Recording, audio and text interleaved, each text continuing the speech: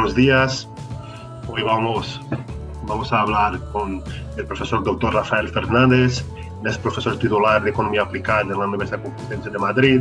Es también director del Grupo de Investigación de la Complutense de Economía Política de la Mundialización. Su área de especialización es la economía rusa y la economía política de la energía, así como la estructura económica mundial. Muy buenos días, profesor. Hola, ¿qué tal? El curso de desigualdad, cooperación y desarrollo comenzó, ¿no?, con el derrumbe de la Unión Soviética y la transición rusa. ¿Cómo fueron aquellos años? Pues para los rusos fueron complicados.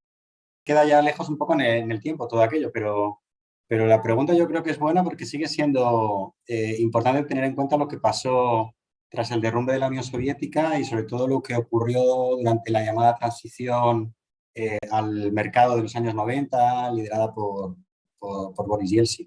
Yo creo que es una transición esa que ha dejado una huella hondísima en la sociedad rusa. Generó, yo creo que dos tipos de cosas. Una desconfianza enorme en eso que llamamos el capitalismo, ¿no? Y sobre todo el capitalismo liberal. Y una segunda, una desconfianza también enorme hacia lo occidental, ¿no? Es decir, buena parte de la sociedad rusa culpó entonces y sigue culpando a Occidente de haberla lanzado a un plan de reformas que hundió absolutamente la economía rusa y provocó una crisis social de dimensiones colosales, ¿no? Por ejemplo, para entender la Rusia de Putin, incluso para entender un poco el conflicto actual, yo creo que es bueno tener en cuenta que la buena parte de los dirigentes rusos en estos momentos son gente que en aquellos años tenía 30, 40 años, es decir, era gente formada en el periodo soviético y que vivió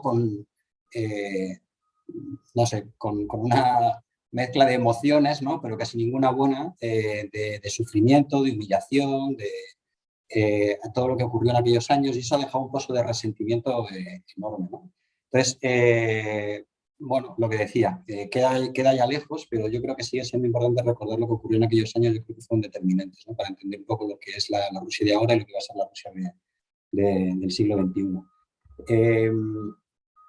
Ahora que se habla tanto de que Putin quiere volver a lo soviético, pues quizá también conviene un poco recordar lo que era aquello, ¿no? Lo que era la Unión Soviética, lo que fue la Unión Soviética y lo que era la economía soviética, ¿no? La economía soviética era una economía absolutamente administrada, los precios estaban fijados administrativamente, pero no lo estaban solamente los precios. Todo el funcionamiento de la economía estaba predeterminado, se determinaba, se planificaba, se establecía de manera imperativa cuál iba a ser la cantidad que iba a producir el conjunto de la economía, lo que iba a producir cada unidad. Se decidía, por lo tanto, cuántos trabajadores necesitaban cada una de las unidades productivas que tenían que producir una determinada cantidad, o tenían que aumentar de un año a otro lo que producían. Se decidía entonces cuántas máquinas, cuántos insumos, todo lo que pudieran necesitar para producir esa cantidad o para producir un aumento con respecto a la cantidad del año anterior. Se decidía también dónde luego iba a ir eso, ¿no? Yo producía y una vez producido estaba producido, pero alguien tenía que decidir eso a dónde iba a ir dirigido, ¿no? El otro lo recibía y con eso producía lo que le hubieran dicho que tuviera que recibir. Una economía absolutamente planificada, completamente administrada, y lo que sucede con la caída de la Unión Soviética es que eso se desmantela de golpe y porrazo. No solamente desaparece, digamos, el Estado soviético, sino desaparece por completo todo ese sistema de organización del conjunto de la economía. La llamada transición al mercado, liderada por Boris Yeltsin, nuevo presidente de una Rusia independiente, es una transición que se inicia a 1 de enero de 1992, liberalizando por completo todos los precios, ¿no? Se liberaliza de la noche a la mañana todos los precios y la idea es, bueno, pues ahora ya los precios van a dar señales, ya cada uno va a saber un poco lo que tiene que producir, se va a ver lo que sobra y lo que falta. Los que no generen beneficios van a desaparecer y los que encuentren posibilidades de negocio con nuevos mercados, nuevas demandas, pues esos son los que van a salir adelante compitiendo unos con los otros. Bueno, lo que va a suceder no es esto, sino que lo que va a suceder es que unos precios que estaban completamente administrados hasta entonces, ahora ya no se va a saber cuáles son. Esas fábricas, esos productores esa gente que producía esas cosas ni siquiera sabía a qué precio tenía que ponerlas, ¿no? No solamente no sabía a qué precio tenía que poner todo eso, no sabía tampoco a quién vendérselo, a quién llevárselo. Había una planificación, un ministerio de distribución de las cosas que llegaba y recogía como una especie de Amazon ministerial que llegaba a la puerta de tu casa, a la puerta de la fábrica, te cogía las cosas, se las llevaba a otro lado, no sabíamos dónde, y la fábrica siguiente lo recibía y con eso tenía que hacer lo que hubieran dicho. Desaparecido todo eso, desmantelado por completo, las empresas, por llamarlo de alguna manera, estas fábricas no sabían dónde tenían que mandar las cosas que producían. Pero no solamente no sabían dónde llevarlas, sino que tampoco sabían a quién tenían que pedir las cosas que necesitaban para producir. Tampoco, aunque hubieran sabido de dónde sacarlas, no habrían tenido dinero para pagarlas. En medida en que no estaban entregando nada, no estaban vendiendo nada, no estaban recibiendo ingresos, no teniendo ingresos, no podían pagar a quienes entregaban los insumos ni tampoco podían pagar a sus trabajadores. La situación de casi prácticamente de un día para otro era de colapso, de paralización del sistema productivo en su conjunto, no de un pequeño país, sino de un país de unas dimensiones absolutamente gigantescas. ¿Bien? Entonces, salir de esa situación de bloqueo generada por una transición absolutamente mal concebida y peor ejecutada fue para los rusos algo extremadamente complicado. Lo primero que lo primero que empezaron a pedir las fábricas al ver esta situación era dinero. Bueno, yo no estoy vendiendo nada, no tengo dinero, por lo menos dame el dinero. ¿Cuál fue la respuesta? ¿Cuál era la respuesta inicial del gobierno responsable de esa liberalización de los precios? No te puedo dar dinero porque eso ya se ha acabado. Ahora cada fábrica tiene que competir, cada empresa tiene que buscarse el dinero donde pueda. Yo no voy a seguir aquí dando subvenciones a la sopa boba, porque entonces no vamos a saber quién es el bueno y quién es el malo. Tienes que buscarte tú la vida. Y hombre, pues si tengo que buscar yo la vida, a ver dónde saco el dinero. Hombre, pues vete al banco y lo pides. ¿Pero qué banco? Si no hay bancos. No existen los bancos, no existen sistemas financieros, no está nada de todo eso creado, no hay ninguna regulación al respecto. Entonces, bueno, lo que puedes ir al usurero de turno que te pueda dar algo de dinero a unos tipos de interés de locos, ¿no? Con los cuales, gracias a lo cual se pueda enriquecer, pero no sirve de nada para unas empresas que no encuentran de dónde sacar el dinero con el que por lo menos pagar algo a unos trabajadores que mientras no reciben dinero, mientras no se les ingresa nada en la nómina, pues se tienen que buscar la vida porque no van a irse a otro sitio a buscar un trabajo donde no existe. La economía colapsa por completo, la gente no hace otra cosa más que salir. La gente, cuando digo la gente, digo el trabajador, el directivo de la empresa, el otro, no hace otra cosa más que salir a la calle e intentar vender lo que pueda. Entonces ahí sí se genera una economía de mercado, pero es una economía de mercado como la del Wallapop. Es simplemente, no es vender lo que yo estoy produciendo, sino es vender lo que puedo para ver si me dan algo y con eso poder comer alguna cosa a la espera de que alguien me pague por un trabajo que no estoy haciendo.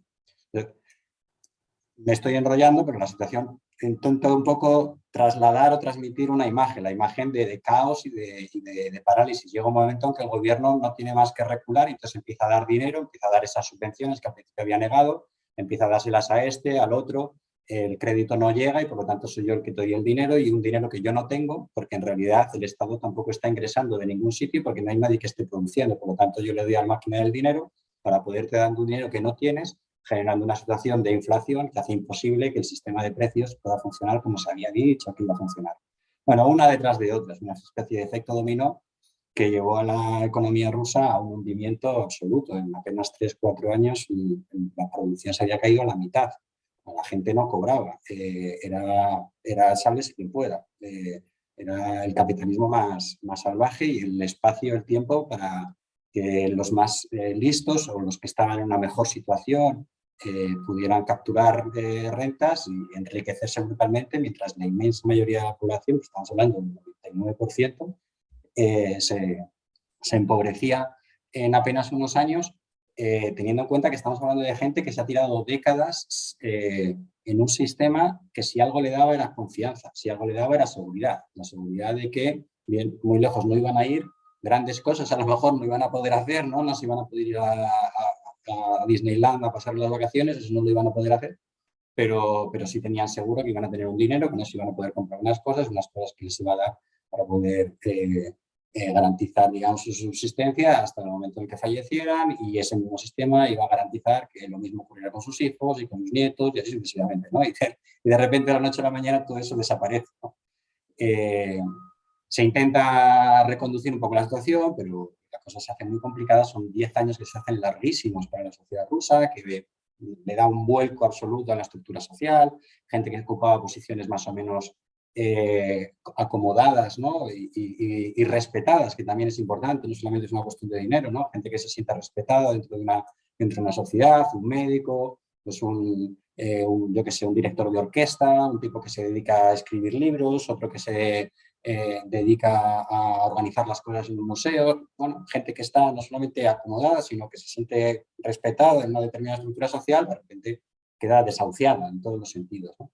Pues esos 10 años son brutales y un poco volviendo a lo que decía al principio, son 10 años que dejan una huella hondísima en la sociedad rusa, una sensación una sensación de humillación que genera, ya digo, una desconfianza brutal hacia eso que nosotros llamamos el mercado, la economía del mercado, el capitalismo, sobre todo un poco todo lo que iguala un poco a cosa liberal, ¿no?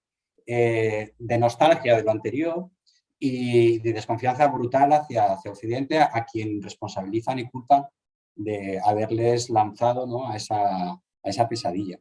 Y además esto lo sufre, ya digo, directamente sobre todo esa generación central, que no son demasiado jóvenes como para guardar recuerdo y tal, ni demasiado viejos como para que ya, bueno, pues no les quede más que aguantar, pero no van luego a tener, digamos, lo que ellos puedan hacer no va a tener luego a su vez unas consecuencias a futuro. Pero si esa generación central de los 30, 40, los que ahora están dirigiendo Rusia, son los que se chuparon aquello y fueron los que seguramente lo vivieron con mayor angustia y dolor, salvo los poquitos que se forraron, claro. Es de una brutalidad, ¿no?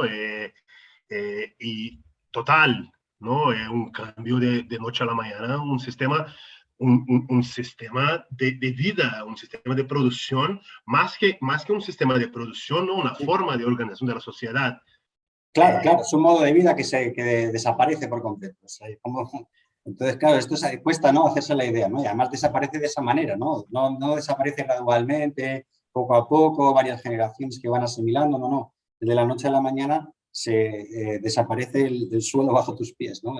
Unos niveles de desigualdad, bueno, he hecho un poquito, insinuado un poco esto, ¿no? De desigualdad en una sociedad que está acostumbrada a unos repartos más o menos equitativos, por supuesto los privilegios de siempre, ¿no? Que por cierto son los mismos en su mayoría, que van a seguir siendo clase privilegiada luego más adelante, pero digamos, el cuerpo, la mayor parte del cuerpo social, pues se mantiene en unas condiciones de vida más o menos similares, ¿no? Y eso se rompe por completo, ¿no? Quiebra y de repente con lo que nos encontramos que algunos que quedan hundidos abajo y unos poquitos que se enriquecen de una manera escandalosa en muy poquito tiempo, ¿no? Ahí es donde aparecen los famosos oligarcas, ¿no? Esto que se habla siempre tanto de los oligarcas rusos.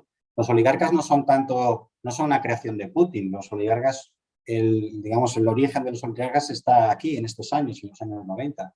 Además de liberalizar los precios, además de decidir que ya no hay que dar ayudas ni subvenciones, porque bueno, aquí cada uno, esto es el capitalismo y el mercado, entonces cada uno que se apañe como pueda, porque eso es lo mejor para que la gente saque de sí lo mejor, ¿no? Entonces el interés de cada uno al final acaba haciendo que a todos nos vaya bien. Otra de las cosas que se ha de decir, privatizar, lógicamente, todo aquello era del Estado, todo eso era propiedad del Estado y el Estado ha desaparecido. Entonces hay que venderlo.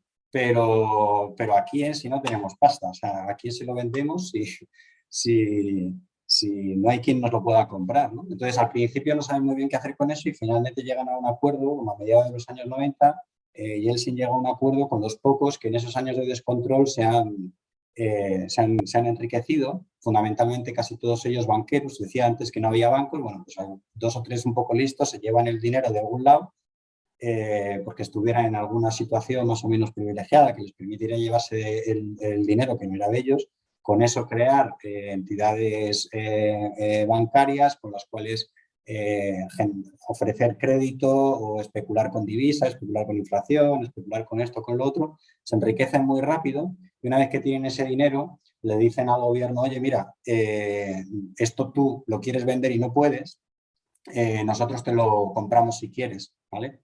Nosotros te lo compramos si tú quieres. O mejor dicho, lo que les dicen es, mira, tú esto lo quieres vender y no puedes y además necesitas dinero para pagar un montón de cosas que te están pidiendo. Entonces nosotros, como somos bancos, lo que vamos a hacer es que te vamos a prestar ese dinero.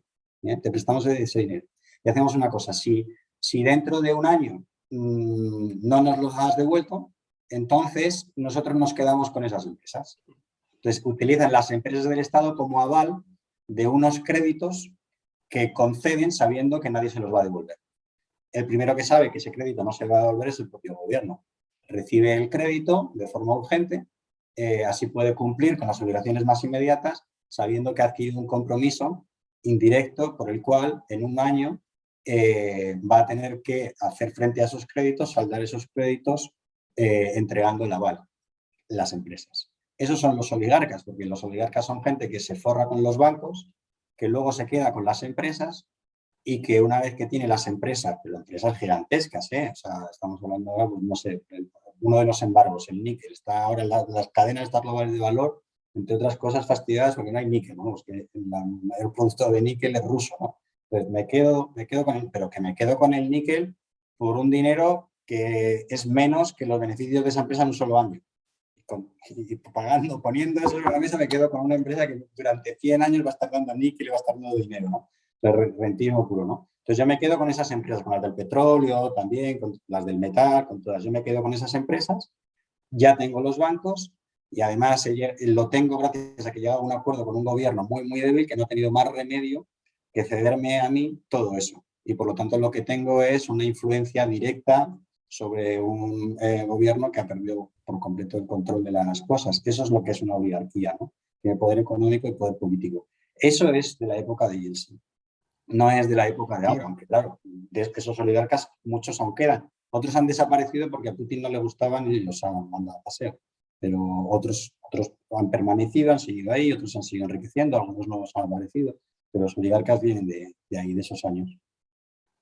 Y cuando empiezan a cambiar las cosas, ¿no? ¿Coincidió con la llegada de Putin o cómo fue? Claro, la llegada de Putin es importante, sí. Coincide en los 2000, con el cambio de siglo, coinciden dos cosas. La llegada de Putin y la subida de los precios del petróleo y del gas. Y del resto de las commodities, en realidad, porque Rusia no solo exporta petróleo y gas, petróleo exporta, como he dicho antes, níquel y otro montón de otras materias primas, y los precios de todo eso empezaron a subir muy, muy rápido de 2000 en adelante. Entonces, hubo como una coincidencia en el tiempo de cambio político, la salida de Yeltsin, la llegada de Putin, y de subida de los precios de estas materias primas. Y esos dos factores son, claro, son fundamentales. No visto a posteriori, se ve muy claro que esos dos factores fueron determinantes para explicar el punto de inflexión, el cambio, ¿no? en esa dinámica degenerativa de los 90 y que desde 2000 en adelante empezáramos a entrar en algo distinto, en algo diferente, ¿no? La llegada de Putin y la subida de los precios de las materias primas. Sobre todo petróleo y gas, pero no únicamente. Y hay una estrategia de desarrollo, ¿no? Bueno, se pone en marcha, ¿no? Un proyecto. Se podría decir que late hay algo, ¿no? Que pudiéramos llamar estrategia de desarrollo. Bueno, depende de lo que uno considere que merece el calificativo de estrategia de desarrollo, pero bueno, se podría decir algo. Lo que hay, sobre todo en el caso de Putin, lo que hay es una estrategia de reconstrucción del Estado, entonces, sobre todo decir, la economía está hundida, pero es que el Estado está desmantelado. Entonces, la idea de Putin como hombre de Estado, ¿no? Un tipo formado en la antigua KGB, ¿no? Los servicios de seguridad del Estado, la idea de Putin cuando llega le dan ¿no? Le entregan ahí la varita de mando, que se la dan a dedo, ¿no? Se la da Yeltsin. La idea de Putin, además, llegar es la de que hay que reconstruir de alguna manera el Estado. Este es su objetivo fundamental. Y desde ahí, de la reconstrucción del Estado, hay que hacer todo lo posible para recuperar la economía. Entonces, digamos, esas son las dos ideas iniciales. La idea de la reconstrucción del Estado, luego poco a poco, ir como digamos, va teniendo éxito, ¿no? Ese objetivo inicial va teniendo éxito, poco a poco se va a ir transformando, convirtiendo en una estrategia digamos, orientada a la construcción de todo un sistema de poder que, bueno, pues la guerra ahora está probando que está casi, vamos, que está, digamos, arraigado ahí, ¿no? Casi a prueba de bomba, ¿no?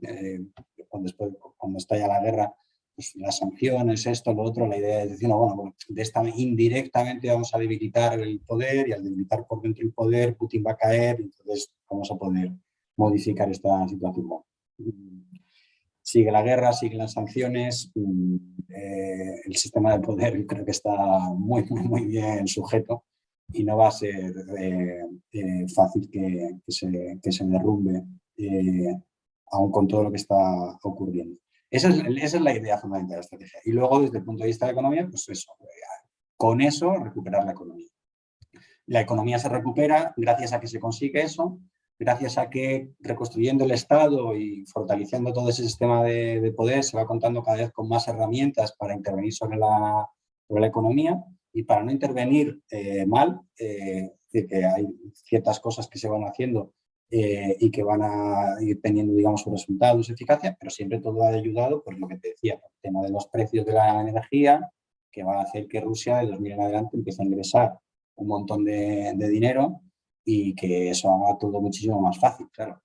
Ahora me hace gracia que se dice, no, es que estamos financiando a Rusia, entonces hay que dejar de comprarle petróleo y gas. Hombre, llevas 20 años financiando a Rusia comprando y comprando y comprando gas y petróleo a unos precios cada vez más altos, ¿no? O sea, bueno, esto viene ocurriendo desde hace décadas, desde la llegada de Putin y ha sido también muy importante para que se dé ese giro, ese cambio, ¿no? Y estemos hoy en una Rusia que nada tenga que ver con esa que decíamos de los 90, pero al mismo tiempo hay como una conexión entre una cosa y la otra.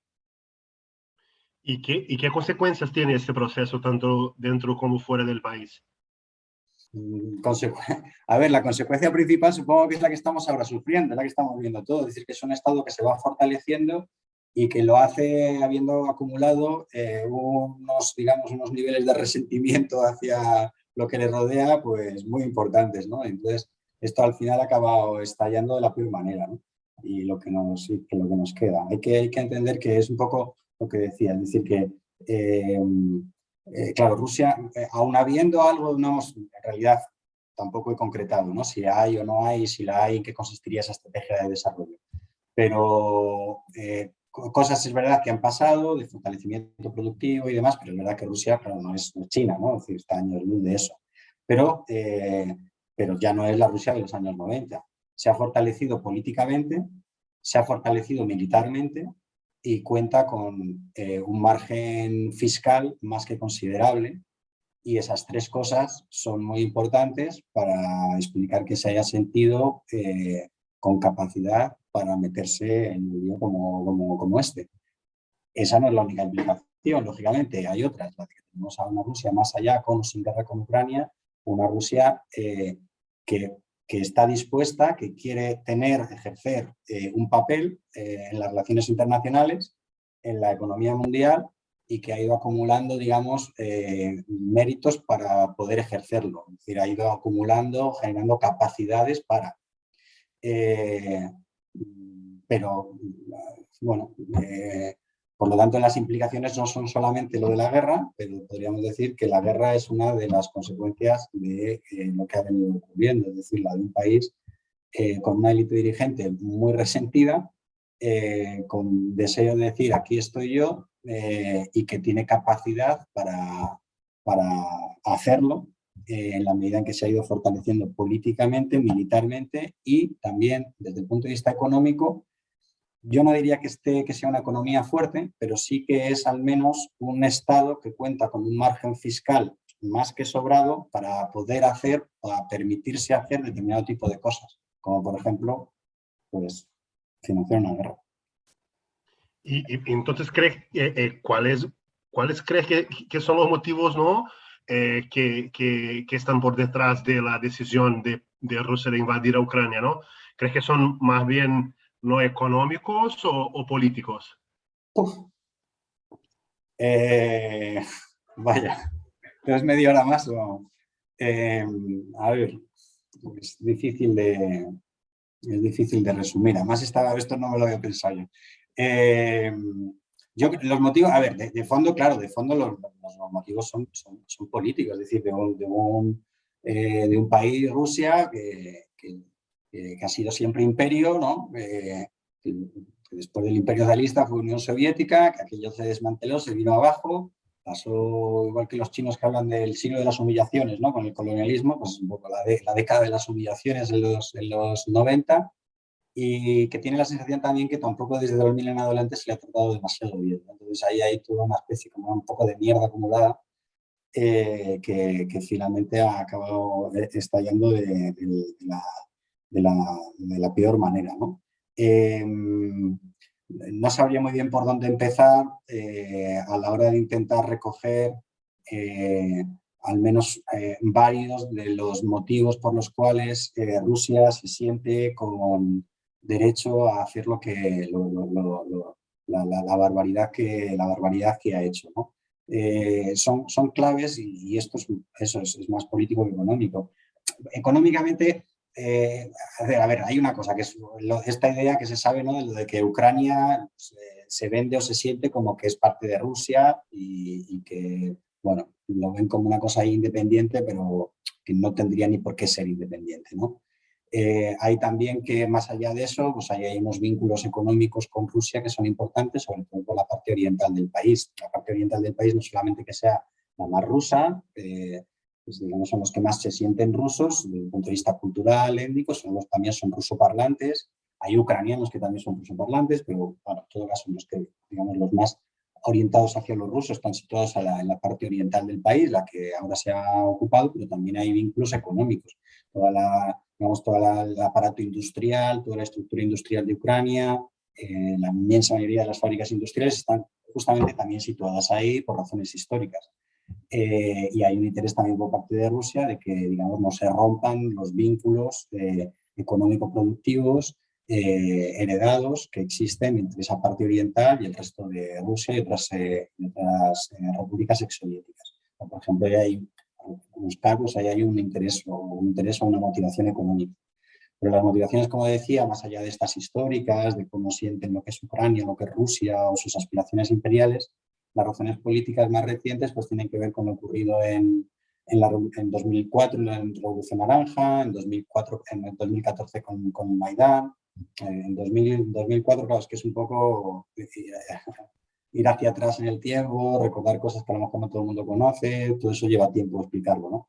En 2004 hay unas elecciones en Ucrania que a la presidencia con un resultado muy ajustado, casi de décimas, con dos candidatos. Uno, un poco volviendo otra vez al asunto de los rusos que están más en la parte oriental, el sentimiento más ucraniano, pro-europeo está más en la parte occidental y el país está dividido por un río que es el río de Dnieper. Bueno, pues en todas las elecciones, desde el principio de los 90, en todas las elecciones el Partido de las Regiones, que es el partido, digamos, más orientado, más interesado en mantener buenas relaciones con Rusia, el Partido de las Regiones gana en todas las provincias a este lado del río.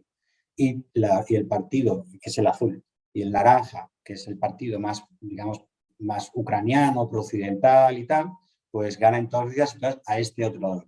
Eso no quiere decir que estén así, ¿no? Enfrentados a ellos, odiamos a los del otro lado del río, como si fuera Villaburros de arriba y de abajo. No, no es así. De esas posiciones quizá puedan ser más extremas en los lados, digamos, justamente los lados más extremos del país, la parte más oriental y la parte más occidental. Pero toda la parte central, aunque está una más inclinada hacia aquí y otra más inclinada hacia allí, siempre ha entendido que les convenía como país pues mantenerse, llevarse bien con Rusia y llevarse bien con la Unión Europea. Y han estado más o menos ahí. Otra cosa es que desde fuera se haya metido mano Rusia, hayan metido mano otros, hayan ido provocando una cizaña cada vez mayor de enfrentamiento entre una parte y la otra, que ha alimentado la polarización y el que al final todo esto lo acaben liderando las posiciones más extremas de un lado y del otro. Y el inicio un poco de esas injerencias y de esa polarización que no necesariamente existía, no tendría por qué haberse dado, está en 2004. En 2004 a las elecciones presidenciales se presenta el presidente más azul y el presidente más naranja y la diferencia entre ellos es de apenas unas décimas. Pero gana el azul, gana Yanukovych, que es el ruso. Y entonces se dice que las elecciones han sido manipuladas, han sido fraudulentas y que hay que repetirlas. Rusia, y se acaban repitiendo, y acaba ganando el del otro lado. Rusia entiende que eso es un cachondeo, que esa protesta la ha manipulado desde fuera de los Estados Unidos, que es la que ha favorecido el que la cosa se pusiera fea y que finalmente se decidiera, para evitar males mayores, la repetición de las elecciones y que en lugar de que estuviera el ruso, estuviera el otro. Y eso ya le sienta mal. Además de que, claro, un poco con la mosca, porque el año anterior en no sé dónde, en Georgia ha ocurrido exactamente lo mismo. Al año siguiente va a pasar lo mismo en Kirguistán. No olvidemos que 2003 es el año que se invade de Irak. Y a Rusia eso pues me parece un poco de broma, pero dice, bueno, vamos a dejarlo estar. Eso sí, hace una cosa, y ahí volvemos a la economía, que es importante. A Ucrania, hasta entonces, Rusia, entendiendo que eran hermanos, pues le estaba regalando el gas. Rusia no tiene gas, ni tiene petróleo, y ya en la Unión Soviética el gas y el petróleo le venía de Siberia. Bueno, pues desapareció la Unión Soviética y Rusia dice, bueno, da igual, yo te sigo dando el petróleo y el gas, te lo sigo dando gratis, que somos amigos. ¿Bien? Eh, Cuando en 2004 pasa esto, Rusia dice, bueno, vamos a dejarlo estar, pero eso sí, muy amigos ya no somos, así que ya el gas ahora me lo vas a pagar. Y Ucrania no lo puede pagar.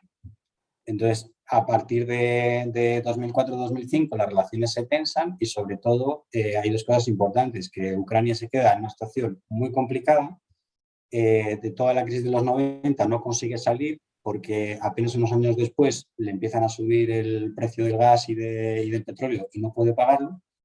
Ocurre otra cosa más, y es que eso da lugar, digamos, a una situación muy tensa en las relaciones energéticas entre Rusia y Ucrania, que preocupan a los europeos. Entonces, Alemania el primero y otros dicen, oye, esto de rollo que os traéis entre vosotros no me gusta mucho, y me preocupa porque todo el gas que me estáis mandando desde Siberia, los rusos, pasa por Ucrania, y si te llevas mal con Ucrania y esto acaba mal, al final a mí no me llega. Entonces lo que me tienes que hacer es como gasoductos y cosas por otros sitios, que es ahí donde se crea el gasoducto ese famoso de Alemania, que va culpan a Alemania de que se hubiera hecho esto y tal, dependiente de Rusia y todo eso, ¿no? Entonces, esa es una consecuencia. La otra es que al hacer esos distintos gasoductos, pues Ucrania queda todavía en una posición aún más debilitada, porque Rusia le presionaba diciendo, no, ahora me tienes que pagar porque ya no te llevas bien conmigo y has dejado que se repitan las elecciones. Pero Ucrania decía, sí, pero sigues dependiendo de mí porque el gas que vendes a Europa tiene que pasar por aquí, por Ucrania. Cuando Rusia empieza a meter gasoductos por otros sitios, pues entonces Ucrania se queda medio aislada. Así que medio aislada en las negociaciones y con una crisis económica cada vez más honda al no poder pagar, pues Ucrania va quedando en una situación muy complicada. Pero el motivo de esta presión a Ucrania es más bien político, es la de que no me ha gustado que metáis la mano donde no tendríais que haberla metido. En 2014, el Maidán agrava muchísimo más todo eso, porque en 2014 ya no es que se obligue a repetir las elecciones, sino que a Yanukovych, al que había quedado fuera, el que había perdido, el azul que había perdido en 2004, luego vuelve a ganar en 2010. Y en 2014 va a llegar a un acuerdo con la Unión Europea, pero justo antes de llegar a un acuerdo con la Unión Europea, Putin le llama al Yanukovych a Moscú y le dice, oye, mira, lo del acuerdo de esta Unión Europea no me convence demasiado. Me gustaría más que llegaras a un acuerdo con nosotros. Y además, si llegas a un acuerdo con nosotros, mira, que te hago una rebaja con los gas. Y entonces Yanukovych vuelve a Ucrania y dice, bueno, pues nos lo vamos a pensar. Y esto a la parte naranja, a la parte ucraniana, no le gusta. Entiende que el acuerdo con Europa estaba cerrado, que se ha vendido a Rusia, y entonces sale la gente a la calle. Y otra vez, de nuevo, Rusia tiene la sospecha de que sí, la gente sale a la calle, pero detrás de esa gente también hay unos intereses extranjeros importantes que hacen que aquello se vaya un poquito de las manos y que al final Yanukovych tenga que salir del país y pongan a otro. Entonces, para Rusia esto es un golpe de Estado, o sea, directamente. Entonces, el 2014, Maidán es un poco como la ruptura de las relaciones entre Rusia y el resto, y es la antesala de lo que está ocurriendo ahora. Así que son como unos juegos de poder a nivel internacional, de espacios de influencia, mucho más que un motivo económico. Lo económico es más instrumental, diría yo. Y ahora para encerrar, ¿cuáles crees que serán las consecuencias, ¿no? de este conflicto? ¿Crees que va a cambiar pues el propio sistema económico, ¿no? Internacional, ¿no? con la fuerza de las sanciones que se están imponiendo a Rusia, o mismo cómo se quedará la situación rusa, ¿no? Con estas sanciones. ¿Crees No que sé, puede soportar? es impredecible, o sea, es impredecible. Antes que me preguntabas de la estrategia de desarrollo, es una estrategia de desarrollo muy orientada a intentar no quedarse solo con la materia prima, intentar reindustrializar un país que había estado, claro, es que su herencia es la de un país industrial. Y hay una idea muy clara de que si queremos volver a ser potencia, tenemos que volver a ser industriales, ¿no? Entonces, ahí de la llegada de Putin en 2000 a reconstruir el Estado, recuperar la economía, y la recuperación de la economía tiene que ser por reindustrializar, ¿no? No solamente quedarse con las materias primas. La reindustrialización es fortalecemos el sector energético, lo fortalecen muchísimo, y a partir de ahí lanzamos una estrategia de industrialización en donde, digamos, nuestra punta de lanza es el sector militar. Esto también es súper soviético. Y todo lo demás que tenemos de industria, pues lo intentamos proteger como sea competitivo o no, y si no lo es, pues lo protegemos. Entonces mantenemos un grueso de industria, la mantenemos activa y genera nuestro empleo y nuestras empresas y generamos nuestras redes de influencia y tal. La mantenemos, no desaparece, y si tiene que ser protegiéndola, se protege. Tenemos una punta de lanza, un tejado que es como de vanguardia, esto es lo que tenemos como lo mejorcito, en algunos casos de frontera desde el punto de vista tecnológico, muy vinculado al complejo militar industrial, y una base potente que es el sector energético. Esto básicamente es lo soviético. Y esto es lo que han vuelto a, lo que han reconstruido, Una cosa muy dual también, unas cosas atrasadísimas y otras de primera línea. Y eso es lo que explica que una economía que no es China, sin embargo, se atreva a meterse en un lío como este de una guerra, porque para una guerra algunas cosas que tiene sí que son muy potentes, ¿no? Desde todo esto, esta idea de salvar también un poco toda la base industrial, aunque sea protegiéndola, sabiendo que está atrasada y no puede competir, todo esto recuerda o nos ayuda, no sé, a los que hemos estudiado cosas estas de economía, a una estrategia muy de industrialización por sustitución de importación, ¿no? Lo importante es no depender mucho de la importación, tener producción nacional, sea competitiva, ¿no? Algunas que sí lo puedan ser, pero si no lo pueden ser, las protegemos, muy de sustitución de importaciones. Pues la de 2014 en adelante, cuando las cosas políticamente se ponen mucho más feas y llegan las primeras sanciones, esa estrategia de sustitución de importaciones, de cómo hacia adentro, se refuerza muchísimo más, ¿no? De ahora, desde la guerra en adelante, ¿qué se puede predecir? Pues lo que se puede predecir es que seguramente esa estrategia, hasta donde puedan ir, va a seguir esa misma dirección, la de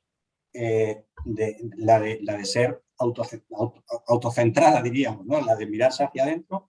Y eso también es muy soviético, que era un sistema muy cerrado hacia afuera, era muy de autarquía, muy cerrado hacia afuera, de ser potente pero autosuficiente. Y esta es un poco la idea. Hoy en día eso es posible, pues en muchas cosas pues es muy complicado. Tecnológicamente hay muchísimas dependencias que tienen, que harán muy difícil, pero que es difícil saber cómo va a salir de esta Rusia. Creo que no va a tener más remedio que ahondar en esa estrategia con sus debilidades y sus fortalezas de sustitución de importaciones, que sea capaz de resistir ahí, ¿no? Pues es una cosa que no podemos saber, y las implicaciones y consecuencias de otro tipo, relaciones internacionales y tal, pues bueno, yo qué sé. Vete tú a saber. Cuando se cae la Unión Soviética, la pregunta, ¿y esto qué va? Pues no sabemos. Bueno, pues 30 años después estamos todavía en las consecuencias del hundimiento de la Unión Soviética. Porque esto no es más que una consecuencia de la... Cuando se cae la Unión Soviética, todo el mundo estaba muy contento porque por lo menos había sido pacíficamente. Era una cosa como milagrosa, ¿no? ¿Cómo puede ser que esta cosa se haya venido abajo de la noche a la mañana y sin que nadie haya pegado ni un tiro, ¿no? Entonces era una cosa como decir, bueno, da igual lo que pase, pero al menos hemos evitado lo peor, ¿no? Que todo esto se derrumbara en el contexto de un conflicto abierto, ¿no? Y solo eso, con armas nucleares y con un montón de cosas de por medio. Todo eso era como para decir, bueno, al menos eso ha salido bien, ¿no? Es como si los dioses nos hubieran dado la oportunidad de salir de aquello, ¿no? De aquella crisis brutal y repentina de la Unión Soviética, nos hubieran dado una oportunidad para salir de aquello sin muertos, ¿no? Y sin guerras. Bueno, pues la hemos desaprovechado. No al día siguiente, pero 30 años después estamos en aquello. los responsables de haber desaprovechado eso pues son muchos, no solamente Putin, aunque sea el primero. Pero... Y ahora prometo que para cerrar mismo, bueno, pero el proceso de acumulación hoy en Rusia es 100% capitalista o tiene algo de socialista? No. Y complementando, ¿no? ¿Crees que hay un sentimiento y hay espacio en la sociedad rusa para de intentar volver al socialismo o no? ¿No? O quieren no, mismo en el sistema capitalista, pues a la suya. Sí, sí. A ver, no sé, todo es continuidad y cambio, ¿no? Y sorprende ver cómo ¿no? lo que pesa la historia y cómo se vuelve y se avanza, se vuelve y se avanza. Bueno, no sé, lo que yo he estado explicando hay un montón de cosas que sí que efectivamente, digamos, no hacen evidente que lo de la Unión Soviética no se desvaneció, ¿no? Está ahí, ¿no? Hay un pozo, hay un algo que ahí queda, ¿no? Y que un pozo que tiene muy presente los que ahora dirigen el país, que como decía al principio, fueron gente formada en aquella época y son parte de esa cultura, ¿no? Toda esta cosa de la industria como algo esencial, el complejo militar industrial, el tema de está un poco el retorno a lo autárquico y también esta idea, digamos, esta vocación imperial, esta idea de que somos país que está aquí casi casi como si no tuviera otra misión que la de digamos la de batallar o pelearse con otros que como ellos mismos se consideran también potencia, ¿no? Bueno, hay muchas cosas ahí. Y hay también lo que decía antes, esta idea de resentimiento hacia Occidente en lo político, pero también en lo económico, de desconfianza. Pero al mismo tiempo a mí me resulta, incluso en una situación como esta, tan crítica, tan extrema y donde a Rusia, pues ellos se lo han buscado, ¿no? Me temo que no van a tener más remedio que intentar sobrevivir en un contexto de cierto aislamiento. Parcial, no completo, porque es una cosa que viene de unos sitios, pero no de todos los lados. No todo el mundo está dispuesto a aislar así a Rusia. Pero aún con todo eso, ¿no? Yo no creo que la idea sea la de recomponer lo soviético, al menos desde el punto de vista económico. Bueno, hay toda una serie de dinámicas que se han ido, digamos, generando y madurando en todas estas décadas que a mí me resulta muy difícil pensar que lo económico a lo que se vaya sea poco a poco a una restitución de lo que fue el sistema soviético. Hay tics, hay dejes, hay cosas, pero como sistema yo no veo viable e imaginable que se vuelva al anterior. Pero bueno, tampoco veía imaginable que fueran a invadir Ucrania, tampoco veía imaginable. Bueno, podríamos quedar todo el día aquí hablando.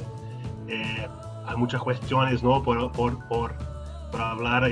Te agradezco muchísimo tu tiempo, ¿no?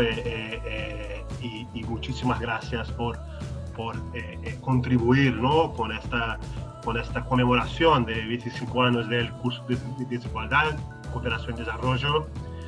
Yo como un ex alumno, pues sé de la importancia que tuvo el curso y te agradezco muchísimo por tu contribución. Muchas gracias. Nada, gracias a vosotros. Venga, hasta luego.